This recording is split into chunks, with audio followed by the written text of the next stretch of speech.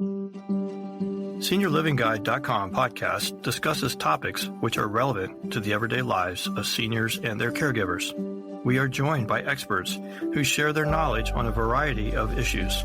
SeniorLivingGuide.com podcast offers solutions and resources to create the best quality of life as we age. And now, let's welcome your host, Darleen Mahoney. Does the idea of searching for senior housing solutions seem overwhelming? SeniorLivingGuide.com is your one-stop shop for all things senior housing, memory care, home health, home care, and other senior resources. Visit us today at SeniorLivingGuide.com to connect directly and get the information that you need to make the very best decision for you or your loved ones. And I would like to express our gratitude to our podcast sponsor, Transmed Care Long Distance Medical Transportation.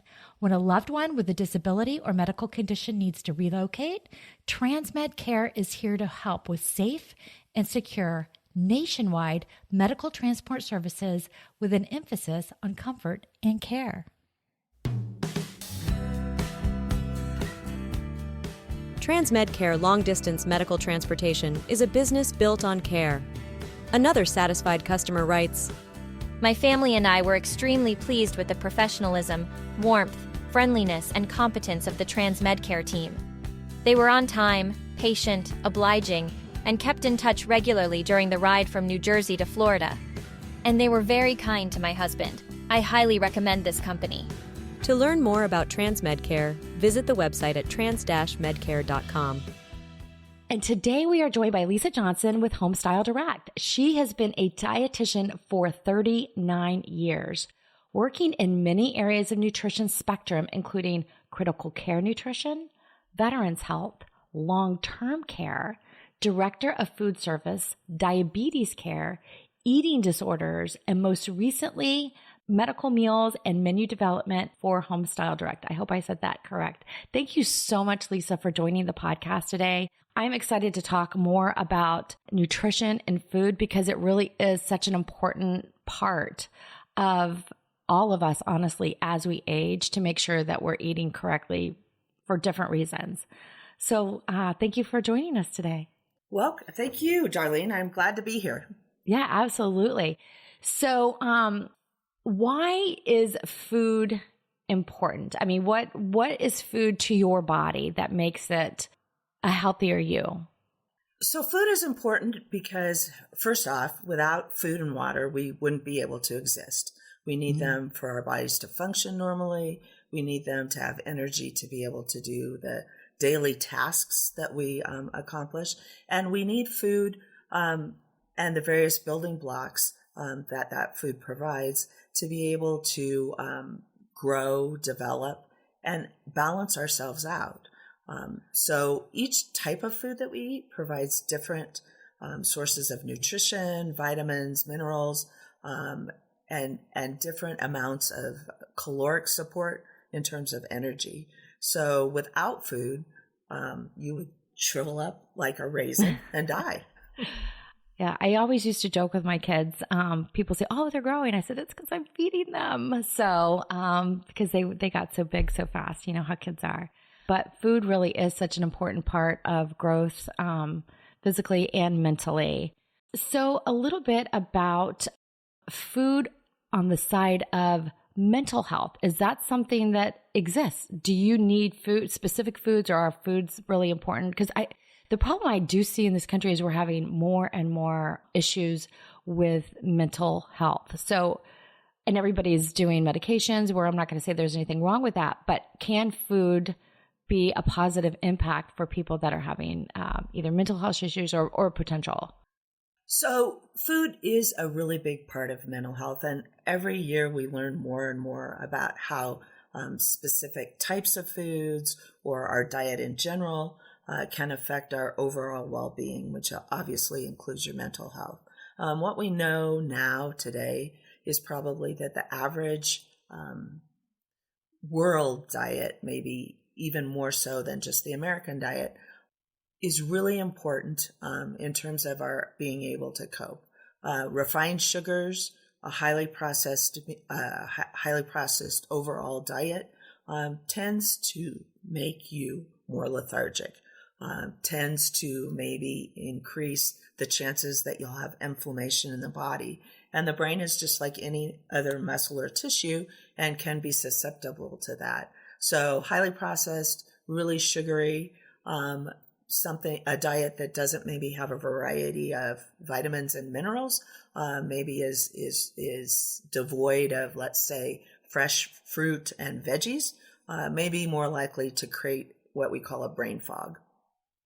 I find that interesting because I feel like all of the things that you mentioned were super affordable food versus probably what you need. And we can talk a little bit about some of the foods that are opposite of what you just said that would be helpful for mental health or just in general.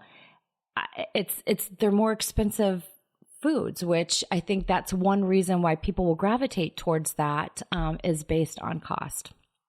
I think that cost plays a role. The other thing that I think plays a big role in like the client population that we address is just ease of preparation. So you need something quick and easy. You need something maybe that you can grab off the shelf. We tend to gravitate toward things that may be higher in sugar, higher in fats, have less of the fresh sources of vitamins and minerals. But things are changing.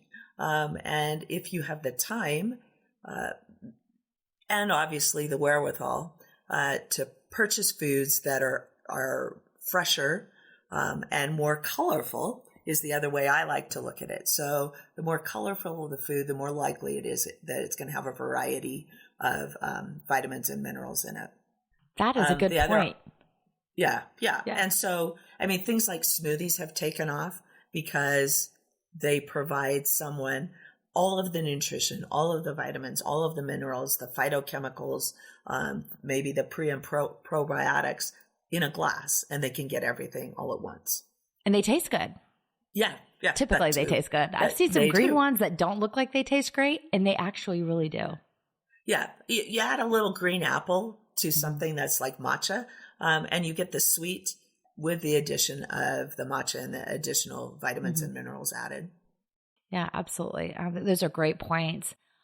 So food with people that are experiencing a cognitive decline. And I know that a lot of times on the podcast, we talk about the Mediterranean type of diet. So my question is there's certain foods that help avoid the cognitive decline and help with people that have cognitive decline. Does that make sense? Yeah. So okay. the big things that we know for cognitive decline are fresh foods, things that are rich in antioxidants. So sources of vitamin E, omega-3 acids. So things like salmon in your seafood, green leafies. So a lot of B vitamins, which is an interesting thing because I actually, as I was scrolling through my email the other day, I had a client that had called into customer service that they'd referred on to me for a MTHFR diet, which I had to do some searching to really discover what that is. But they were approaching it it's a methylcysteine derivative. And at the end of the day for that, what it really is they need to include more B vitamins in their diet. So they need sources of B12, folate, so green leafies, spinach, greens, those types of things. So if we can include more of those foods in our diet, which tends to be more of a problem as we age because your dentition gets worse. So you tend to be less into the crunch and munch. And we tend to maybe have sourcing issues. Maybe can't get to the grocery store and buy fresh fruits and vegetables. Another option for those types of people is to grow those things at home if you're able. Mm-hmm. Yeah, but that is clearly something that is not available to a lot of people if they're living, especially in some types of independent living communities or assisted livings, or they're living in dense populations. So, putting a little thing out on your back patio can be difficult, but one of the things you mentioned is the B12. So I do know that for me, myself, I don't absorb B12. For some reason, my body just doesn't absorb it. So I can even take like multivitamins, things like that, and it still is not registering that I'm getting that B12 in some of my results. So I do really struggle with that. So knowing what foods can help with that is really great, because the medicinal side or the vitamin side isn't really working so great, just because I'm not sure why. It just seems to be a struggle that I have with the B12s. And I know B12 is incredibly important for the cognitive side, so I really focus on that. So, the other thing with eating healthy, and I know we see a lot of this on television commercials, and if you're scrolling through Facebook, there's all these different things where they talk about healthy gut, healthy gut, healthy gut. So what does that mean? Because we can kind of get down and dirty. Does that mean that you just have that you're regularly able to use the restroom, or exactly what does that look like? So think of your gut from your mouth to your bum. So when we're talking a healthy gut, we're talking the whole entire 30-foot tube. So we're talking from what goes in your mouth, what you digest and absorb in your tummy, which is really the beginning of it all, and then all throughout the intestine. So yes, your bowel habits are a part of that, but it's also what's going on specifically in the middle part. So from below your stomach to your bum, we're talking fluid. We're talking needing, adequate hydration and fluids. We're talking about the types of food that you eat. And if you can think of that section of your body as like individual mini soldiers that are breaking down the food that you eat, putting it into building blocks that the rest of the body can use, and getting rid of the waste products. What we're trying to do is feed that army with appropriate nutrition. So we know that things that, again, are highly refined tend to be higher in carbohydrates. Maybe even good things like gas-forming vegetables will create more tummy distress, more gut distress, be harder to break down, and also create more gas in the process of being broken down. So when we're talking healthy gut, we're talking about the normal bacteria that's in your stomach. Some people have trouble maintaining that. Some people, maybe because of a lactose intolerance, don't eat a lot of, let's say, dairy and yogurt. So they don't get rich sources of those pre and probiotics. So focusing on those things, adding those things to the diet, if you have a sensitive gut, if you will, can be really helpful. So there's food sources. Things like yogurt are good. Kombucha, fermented foods, kimchi will all add and promote healthy bacteria in the gut.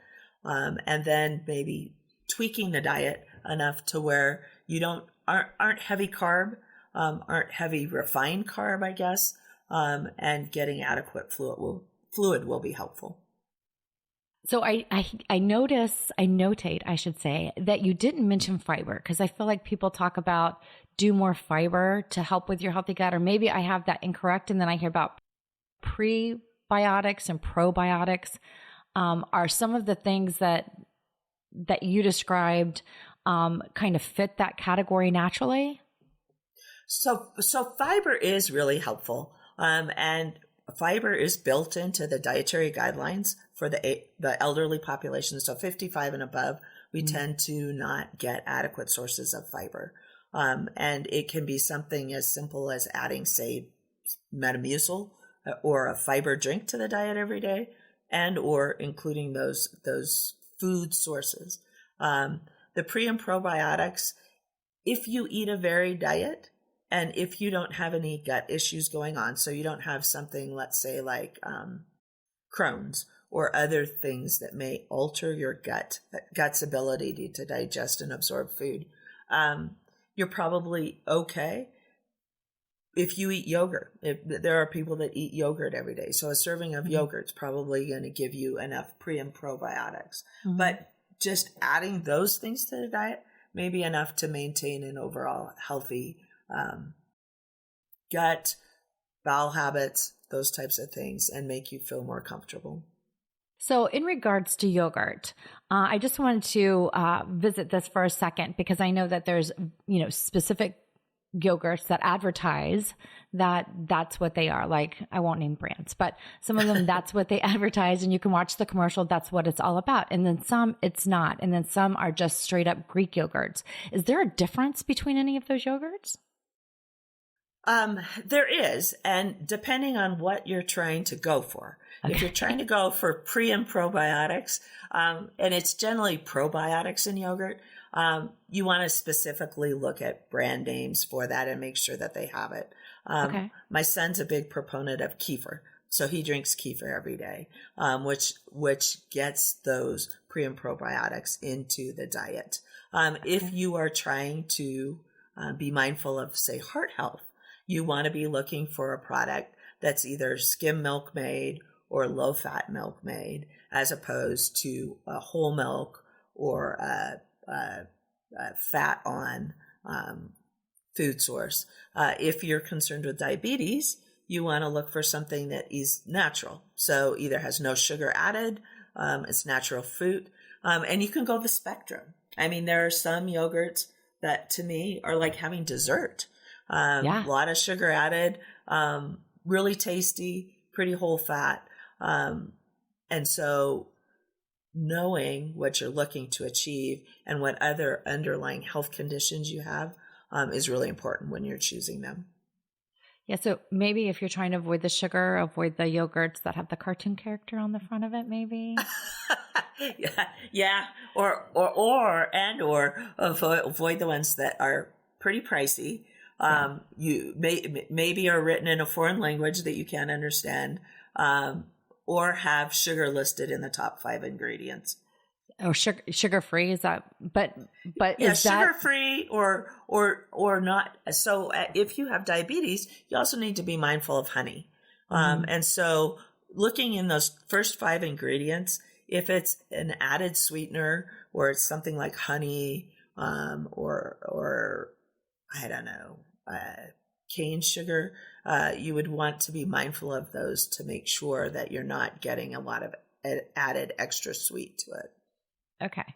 Those are good notes because I know that yogurt is like a go-to for some of that gut health that we talk about and people find so important, and then kind of what is the best fit. So really reading the labels and maybe doing a little bit of research before just, pulling them off the shelf. Exactly. And, if you're going for, say, a smoothie at a smoothie store, looking for something that's probably made with a yogurt as opposed to a sherbet or ice cream is going to be a good source. It's going to be a good source of calcium and vitamin D, as well as providing building blocks for your intestinal health.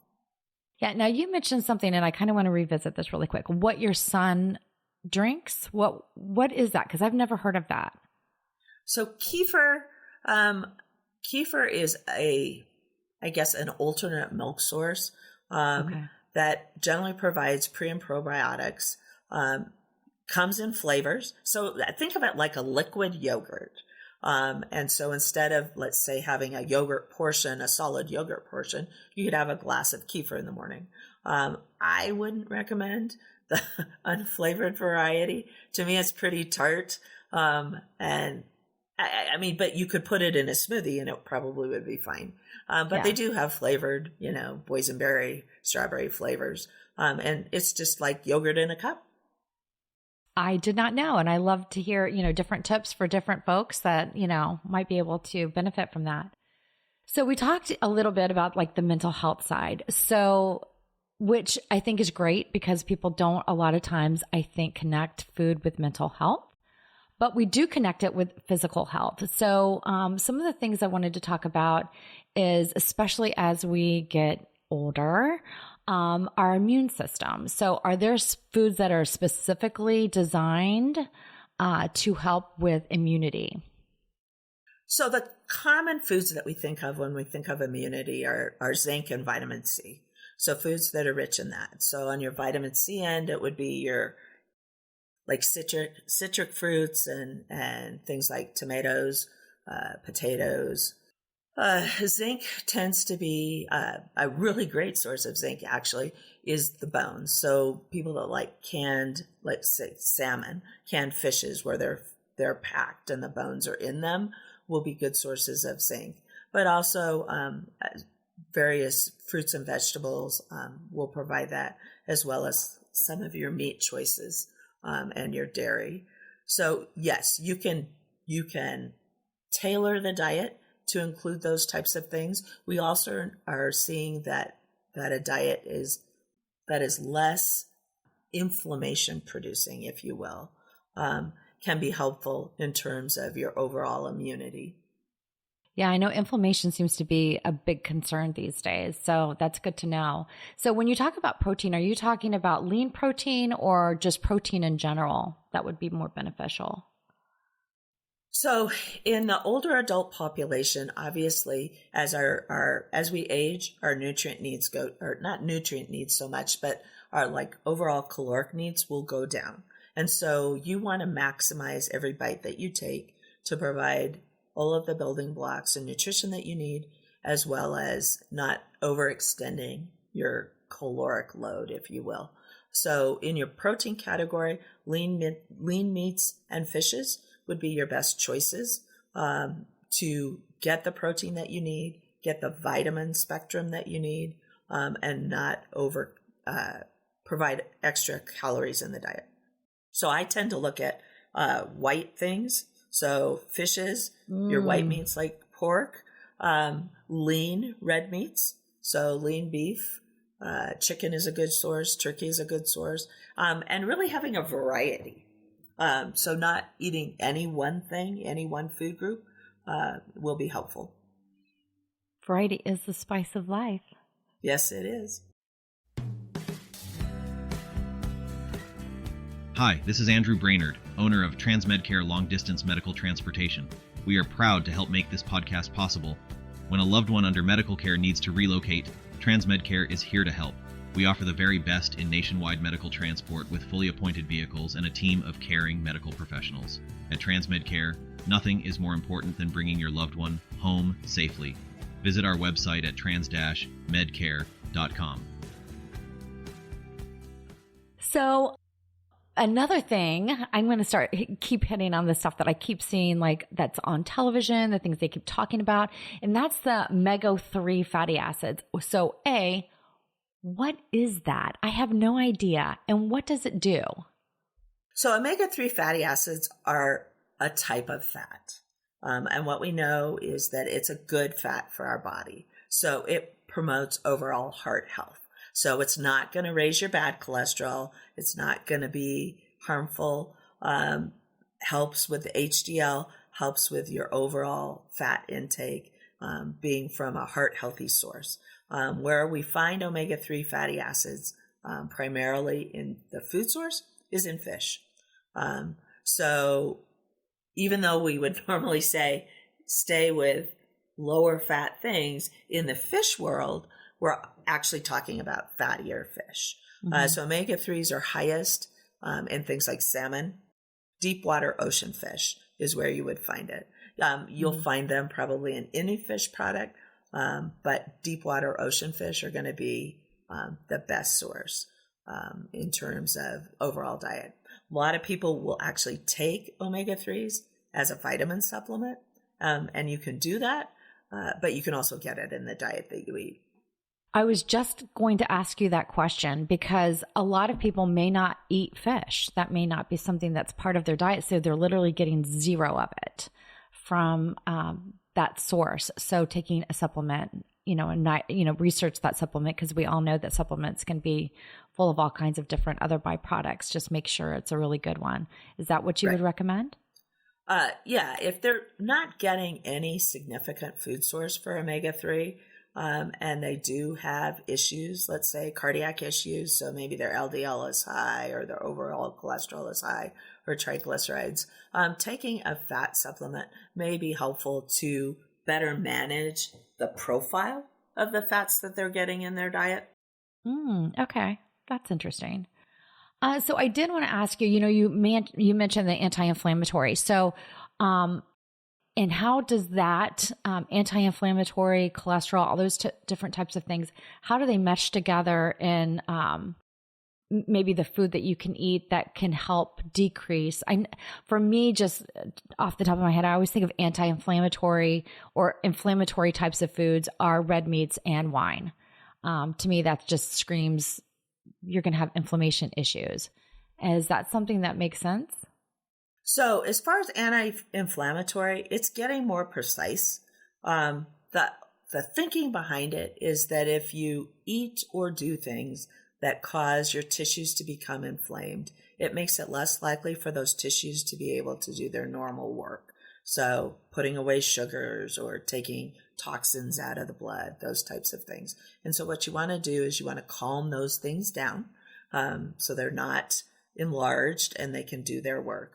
The thinking today, I actually have a friend who had a very serious ski injury, and severed her spine. Didn't sever the spinal cord, but just impacted the discs and ended up being paralyzed from the waist down. And one of the things that she aggressively followed after this was a anti-inflammatory diet. So no soy, no sugar, no processed foods. It's a dairy-free diet. So the wine and the red meats do fit into that. But pretty much it's back to I don't know if you want to call it a Mediterranean diet, but very functional raw diet. Lots of fresh fruits and vegetables, lean meats, lower on the spectrum as far as fats, and no processed carbs. And it's made a big difference for her. Yeah. Well, I'm sorry to hear that that's happened to her. I honestly can't imagine, but I'm glad that she's doing something health-wise that helps reduce some of the side effects or the pain or whatever that would be included with that type of injury. No, it's been remarkable. Yeah, for sure. So I did want to ask you, one of the things that, you work for Homestyle Direct, and they've been on our podcast before. We absolutely love everything that you do. Your company provides medically tailored meals that come pre-made to your home, and you can heat them up and you can eat them. Am I explaining that correctly? Yeah. So the food we put together comes frozen to the client.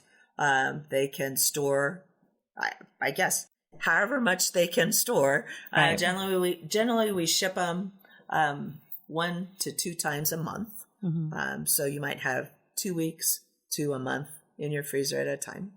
Okay. And what I love is that you focus specifically on food as medicine, because they're medically tailored to people's certain needs, whatever they may be. I don't want to use the word ailing, but different things that people have going on in their lives, that they need specific food. So it kind of feeds into that super easy, where they don't have to go to the grocery store. They don't have to do all of these different, and honestly, they don't have to figure it out. So I think that that's really great. But if you are looking at different ways in your own life, if you don't really feel like you need the meals coming to you or whatever the case may be, what are some ways that you can really embrace food as medicine? So the first thing I would do is figure out and focus on any specific challenges I might have. So let's say you're pre-diabetic and you want to modify or watch your carbs, balancing those things out, trying to include a diet that is heavier in natural carbs and fresher carbs, so fresher fruits and vegetables, being mindful of the amount of carb that you're getting, including healthy fats and proteins in your meal. If you're trending toward, let's say, heart health, being mindful of the types of fats that you're getting, the quantity, how often you're having those things, being mindful maybe of the amount of meat that you're eating. Surprisingly enough, say a portion of meat, think of like the palm of your hand as a deck of cards. And that's about 4 to 6 ounces, which is the upper limits of what we should have at a meal. With regards to meats, looking at them maybe more as an accompaniment to a meal, and that the main course of the meal is things like your starches and your vegetables and maybe even fruit, going with more crunch and munch. So salads, vegetables, bowls are all good sources of food in your diet. So so this is becoming also very popular. I feel like I'm on a trend mode here, but the plant-based foods are something that is really trending. I know my son is a vegetarian, or he was a vegetarian, and he ate a lot of plant-based foods and he loved it. Is that something that you maybe want to switch out some of those proteins or kind of do a combination? Or, I mean, what are your thoughts on the plant-based? So I think plant-based is a great way to go. My kids are both what they like to call selectitarians, which means if they're home with me, they like nothing better than a good old lamb burger. But for the most part, they do select more plant-based sources.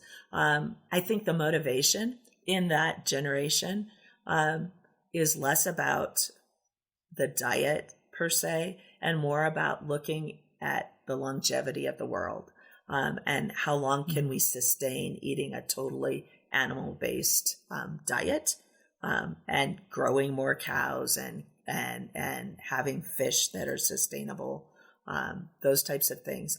But switching out where you can, I think, is really helpful. We know that for the most part, if you manage a vegetarian diet, and so you're mindful of what you're eating when, you can get complete proteins from vegetable sources. If you are a vegetarian and let's say you're maybe lacto-ovo, so you include milk and you include maybe chicken or eggs in your diet, it's extremely easy to get all of the vitamins and nutrition that you need from the food that you eat. And some of the new I love hearing plant-based stuff is super yummy.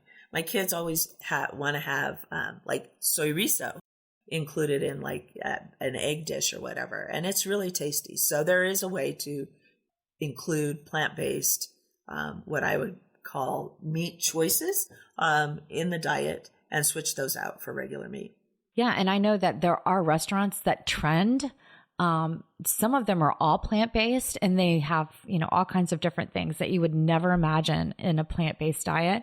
And then some restaurants, I know that we have a couple in my area that have, plant-based options. So they have multiple options, but then they also have, your regular carnivore diet or whatever the case may be. So I think it's great that you're giving those options. And my son a lot of times chooses the plant-based, even though he's come off the vegetarian a little bit. He can do some, like you said, white lean proteins. He can do that, and he can do some shellfish, but he does not do any red meat. But he did say that, these things that he has, he actually really loves a plant-based hot dog. That's like, he loves that. Yeah. Right, so he says it's really great. I have not tried it, but he loves it. And one of the things that you mentioned as well is portion sizes. And I know you and I have talked a little bit about this in the past with portion sizes. I feel like we get, in this country, the dinner plate is what, 12 inches? Maybe it's 12. Yeah. That's a lot of food. So I really do think you realize, and when you have a plate that's large, you feel like you got to fill it up or you're not getting a meal. Whereas it just looks so small. Yeah. And so if you can downsize the plate, I mean, maybe the portion size that you're putting on the plate is the same, but if you downsize the plate and use a dessert plate, you're going to visually, it's going to look like you are getting more. And so what we know about eating is that we eat with our eyes, and we eat with our nose. And so if you take those senses away, it's difficult to enjoy a meal. And so what you want to do is try and incorporate things that make it look fuller. Maybe 2 or 3 slices of, let's say, a meat on a salad may get you the protein amount that you need to have, but fluffing it up with extra greens and veggies is going to make you feel full. Yeah, absolutely. And one thing I know you've said a couple times, and we're just going to hit on this one more time, is staying hydrated. I think there's so many different fluid options, beverages, that we tend to forget the number one that we should be drinking, which is water. Yeah. So 6 to 8 glasses of water a day, which, think of a glass as an 8-ounce portion. So we're talking somewhere in the neighborhood of 48 to 60 ounces of fluid a day. Water is obviously the best choice as a free fluid. That's what our body works with, is water in the cells. But generally when I'm talking with a person, talking with a patient, I will tell them any non-caloric source is okay. So coffee, tea, they are going to tend to dehydrate you because of the caffeine. But if they're unsweetened, they're going to give you good sources of fluid. But like a sugar-free juice or something like, say, a Crystal Light or something that provides liquid and not really any nutrition in it, can fit in there. One of the things that you kind of have to watch as you age, maybe, and your disease process might be if you have any kidney issues, you may have some fluid restrictions as well. So one of the tricks there is to freeze water or freeze like an unsweetened, like a flavored water, like say cucumber or strawberry or whatever. Freeze ice cubes, and then you can suck on the ice cubes, get the fluid, and not have as much volume. But it needs to be calorie free. So when you start to talk about fancy coffee drinks, or you talk about smoothies or milk or juice, you are talking calories. And when you talk calories, it's not free fluid. Your body can't use that readily for its fluid needs. Yeah. It kills me because I'll go through, like a Starbucks or a coffee drive-through, and I just do black coffee. That's it. I'm down and dirty. And I see people at like 7:30 in the morning, and they're getting these big frappuccinos with whipped cream. And I'm like going, that's your whole day. Right. And it literally could be. I mean, if you figure that your caloric needs are, let's say, on average, let's just say 1,800 calories, you could straight up get 600 to 900 calories in a grande drink. When you have like a sugar crash later, I feel like if I drank that, I'd be like taking a nap by noon. Yes, I would argue that sugar and a caffeine rush, probably. Yeah. People that eat that, drink that a lot, they function because they go from one to the next. And so you're always supplying that caffeine load, which is why, when people take that away, let's say you get pregnant and you want to avoid all caffeine, you really struggle for the first couple of weeks because you're taking away added caffeine, added sugar. Yeah. Yeah. And you'll have that migraine. I guarantee you, that bounce back migraine. It'll come. Been there, done that. So we're going to go ahead and wrap it up. Is there anything that you wanted to add that we haven't talked about? I think for me, the key, and what I try to encourage with people when they call and ask about specifics for their diet, is being mindful that this is all a process, and being patient with oneself, especially if you have dietary restrictions, looking at things from the long run. So less about the day-to-day wins and losses, and more about how did you do over the course of a week. So yes, you had dessert one day, or you had a higher fat meal one day, but what's the sum total at the end of like 5 to 7 days? Seeking balance, making sure that you are mindfully eating. So you're treating eating as like an activity in your life, and you're getting enjoyment and pleasure out of that. Sometimes I think that we get so caught up in being restrictive and taking away things that we forget that eating is a big part of our overall life, especially as we age. And so making that a pleasant, happy experience is a good thing. It's a social experience a lot of times. Exactly. Yes. Well, I really appreciate you joining us today. This has been so fabulous and so much great information. And I do want to encourage our listeners that if you do have any type of ailment, or you're going through anything that might benefit you, to have a medically tailored meal for you to please reach out to your physician, Homestyle Direct. I'll include the link, homestyledirect.com, that you can go to and get more information. And that's something that could be very turnkey for you to be able to have that meal come straight to you. You don't have to do all the prep. You don't have to do the thinking. You don't have to do all of that kind of stuff. It comes straight to you, and they're amazing meals. They're delicious too, which, that's always a bonus, as we just talked about. It's something that people like to eat. So, So anyway, thank you so much for joining us today, Lisa. It was great. Thank you for having me. I appreciate it. Absolutely. And if you enjoyed this podcast, please share and encourage others who might benefit from this podcast. SeniorLivingGuide.com podcast is found anywhere you enjoy music or podcasts such as Apple, Spotify, even Alexa will play you our podcast. Thank you everyone for joining us.